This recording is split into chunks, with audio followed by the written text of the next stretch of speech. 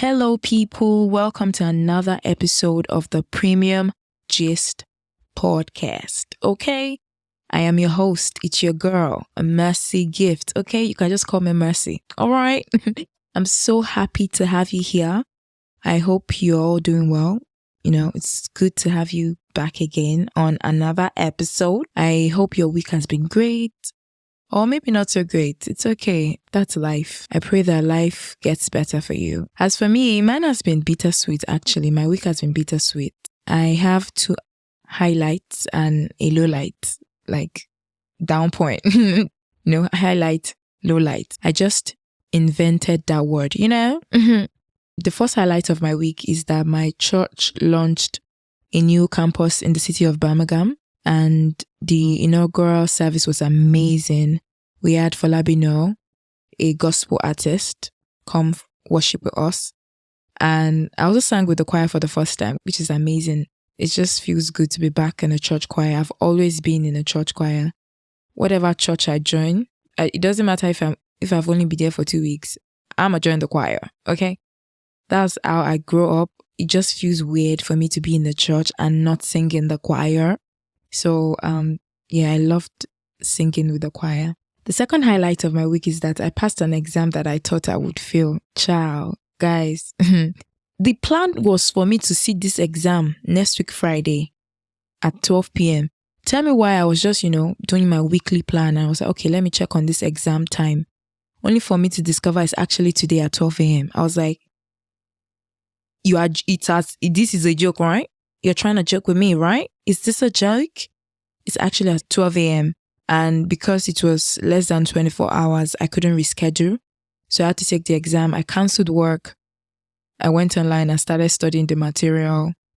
Honestly, I mentally clocked out. I was like, you know what, girl, you failing this exam still. Because I took 2 mock exams and I failed it.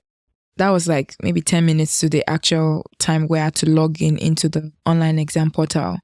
But even though I had mentally clocked out, I still prayed. I said a little prayer. I was like, my God, you better come through. I trust in you, God. I trust for your favor. And lo and behold, I actually passed the exam. Like, I couldn't believe it when I submitted and he said, you passed. I was like, it can only be God. As my brother Just Too Funny says, my God will never flop and my God will never wear flip-flops. That's the mighty God that we serve.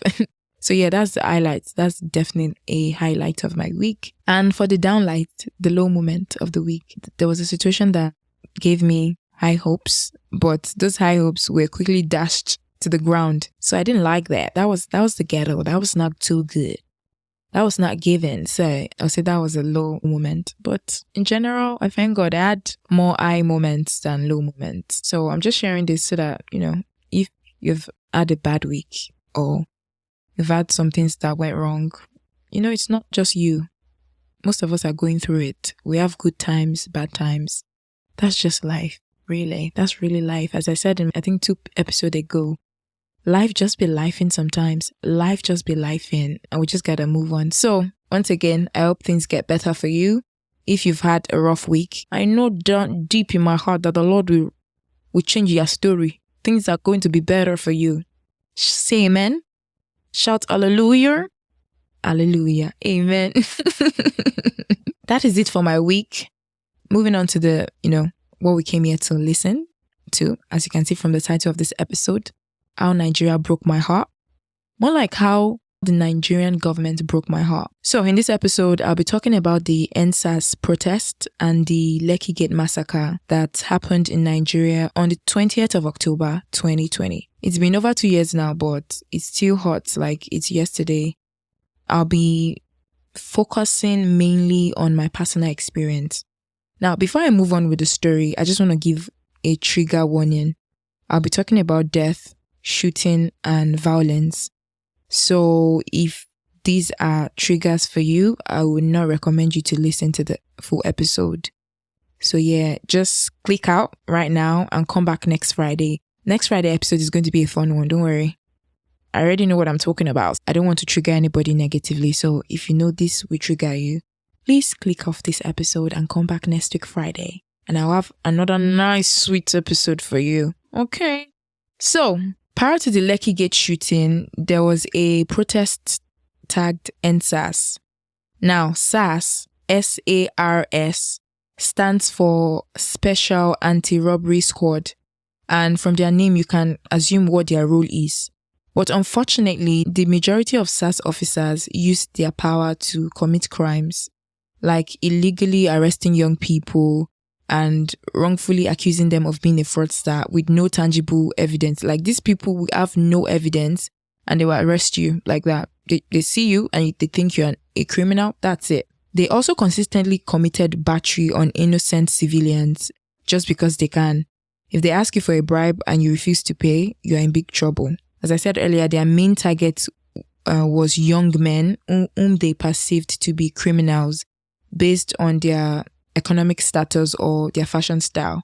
So if you're a young man, let's say you're in your early 20s and you drive a nice car, or you have dreads, tattoos, piercing, or even carrying a laptop, guys. A simple thing as carrying a laptop, you are profiled as a criminal just like that. They can beat you up, arrest you, and lock you up in the police station. Literally. So that is the background of what SARS represented in the mind of Nigerians.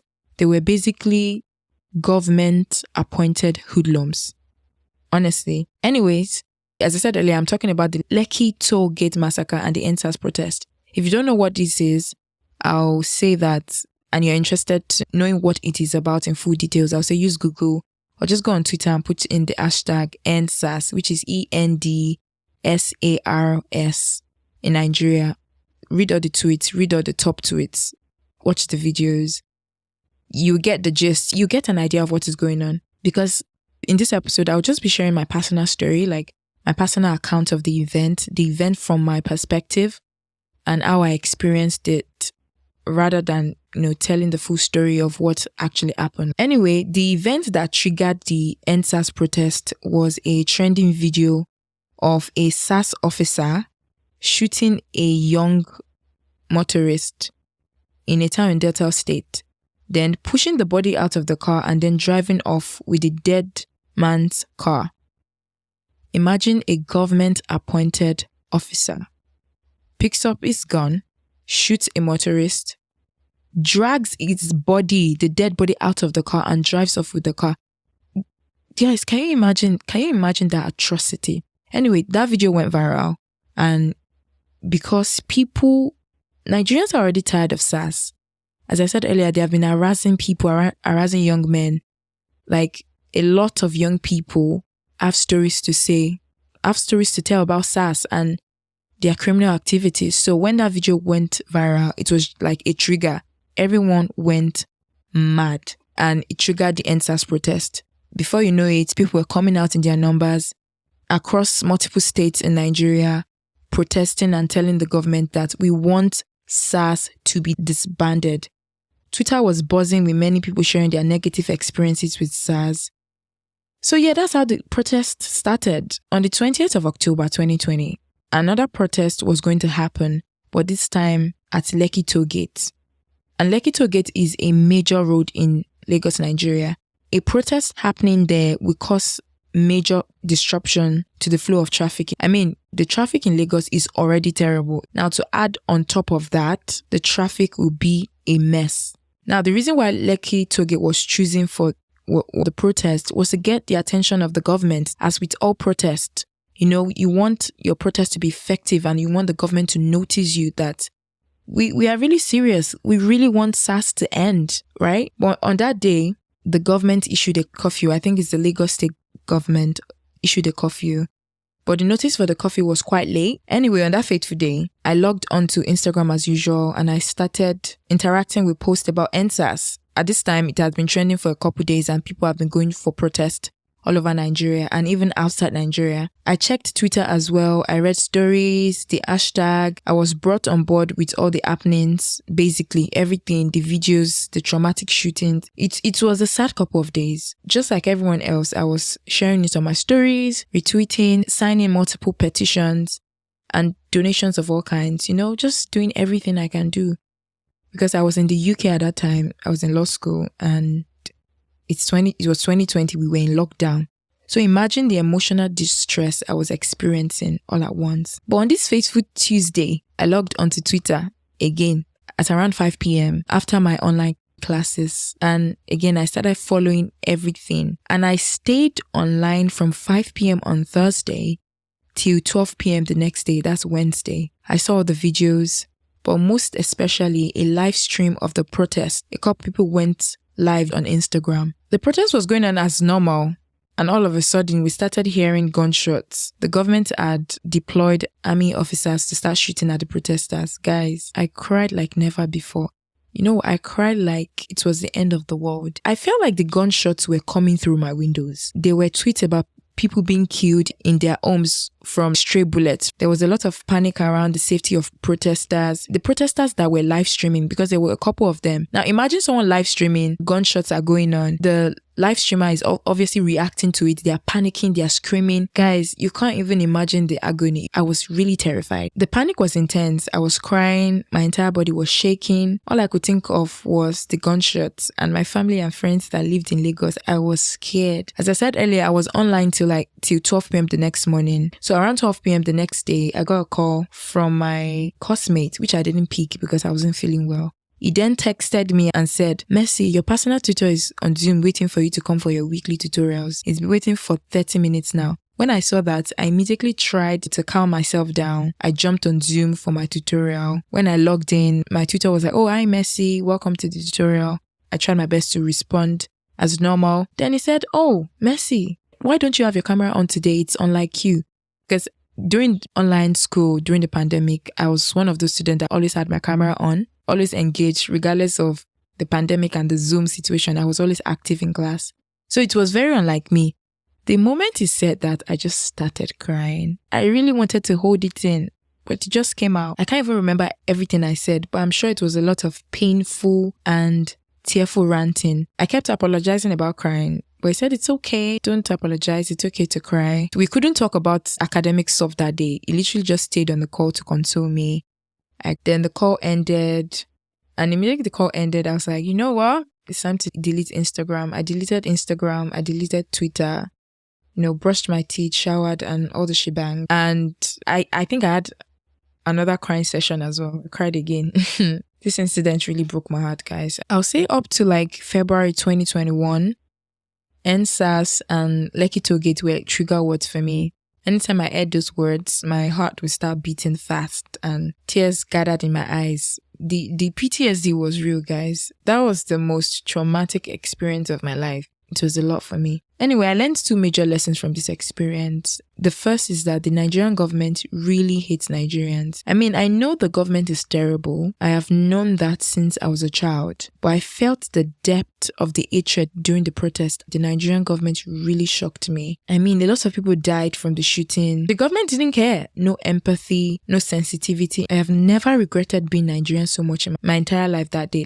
Something died in me that day. I'm very sure. I lost all faith. That day, I was like, nah, Nigeria is gone. Nigeria is doomed, man. There's no hope for the future. I remember saying to God in my prayer time that, God, is Nigerian caused? Who did we really offend? The next 2 Nigerian independence celebration, I think the one in 2021 and the one this year, October 1st, I didn't celebrate independence because I just don't see why we should be celebrating when we still have this trash government ruling over us. But now I'll say that I've gotten over that incident. I will not forget, but I've healed. The words no longer trigger me anymore. So I think moving forward, I'll still celebrate Nigeria's independence because I have a new perspective, which is we Nigerians should celebrate ourselves, regardless of how terrible the country is. I have shifted from celebrating the country's independence to just celebrating Nigerians. Nigerians are resilient, hardworking, loving, funny, talented. We are amazing.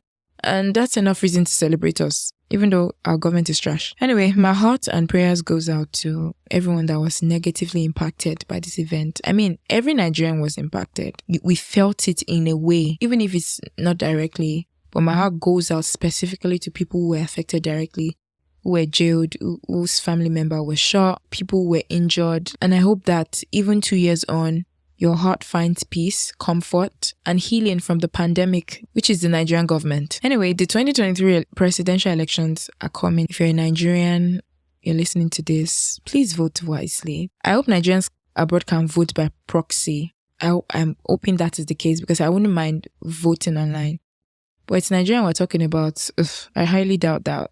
I highly doubt it, but we see, sha. Anyway, that's it about Nigeria. The second lesson I learned from this experience is that I am an empath and a highly emotional person. Things get to me and I feel them more deeply than the average Joe. So now I am very careful of what I consume. For example, I compared the impact of Endsars on my friends and family compared to me and decided that if there's an option to protect my mental health, I'll be choosing that. Now, there are times where you can't avoid traumatic experiences from happening to you directly. But if it's not a direct event and there's a way I can avoid it, then I will. I shouldn't be feeling the direct negative impact of such event on my mental health. So since then, if I go on social media and see a sad event, I retweet, create awareness in any way I can without actively consuming the details. And I log out and I don't check for a couple days. If I just hear one negative, somebody died, I've logged out. You won't see me for a couple days on Instagram and especially not Twitter. I'll give an example. You know Mrs. Osinachi, the gospel artist that was apparently beaten to death by her husband. I went on Instagram and I saw it. I logged out immediately because I knew that taking in the details of the story will break my heart. Being someone that is, passionate about the safety, rights, and the well-being of women, that would have messed me up. So I just logged out and prayed for our family. So if it would disrupt my peace and I can avoid it, then that's what I would do. If I can create awareness about an issue, an event, if I can contribute, sign petitions without consuming the intricate details of the traumatic event, then that's exactly what I would do. Anyway, so that's the story of how Nigeria broke my heart. This one is a very short and sweet one. I would tell the story to my children and children. I am a Christian. I'm a believer. And as annoying as it sounds, I would say let's continue praying for Nigeria. Go out and vote. Vote for the right person. I've not been actively following the presidential candidates, right? And I honestly do not have hope in any of them, unfortunately, guys. Unfortunately. I know there's a candidate that everyone is screaming about.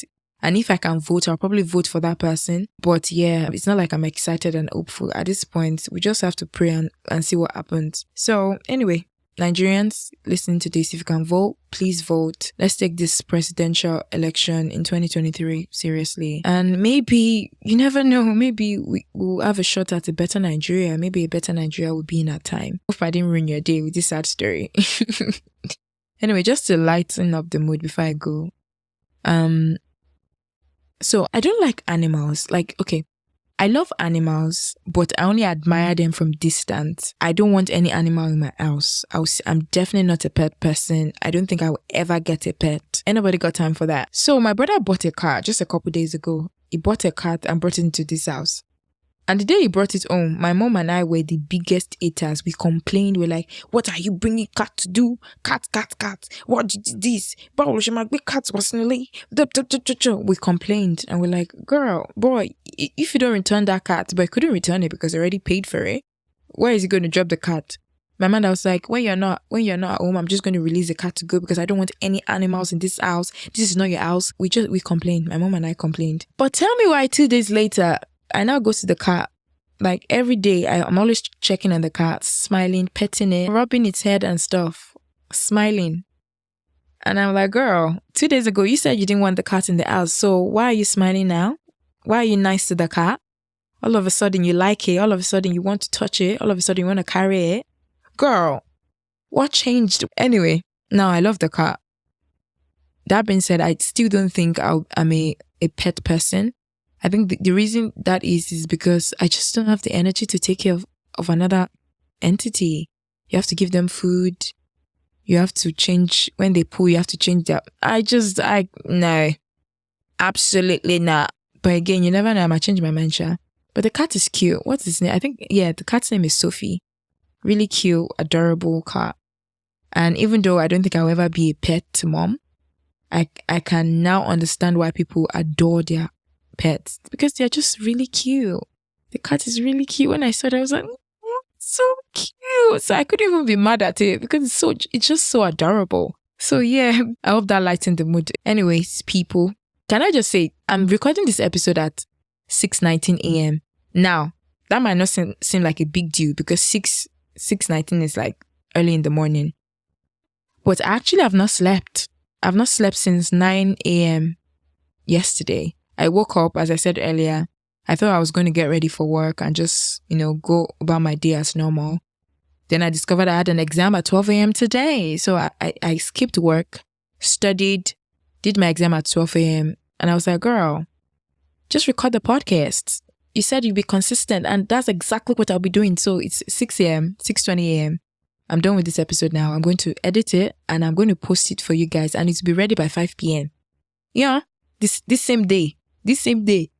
That is the benefit of doing an audio-only podcast, because as I said in the last episode, if I was recording a video now, this won't be possible. I'll still have to get ready, shower, comb my hair. Girl, ain't nobody got time for that. Anyway, thank you so much for listening. I hope you enjoyed my story.